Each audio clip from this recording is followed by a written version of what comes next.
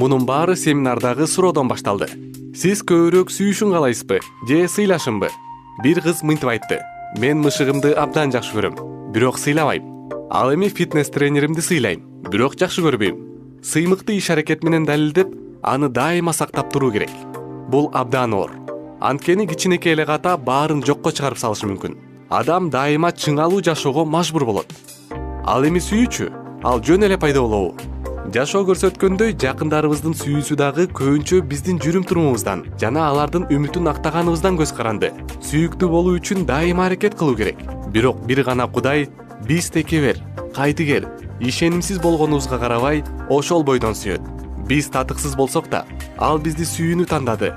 Мен бул Кудайдын сүйүүсүн билгениме кандай гана кубанычтамын. Сүйүү жана урмат үчүн болгон бул түбөлүктүү турмуштук күрөштө мен дал ушул сүйүүдөн күч алып, жан дүйнөмдөгү жараттарды айыктырам.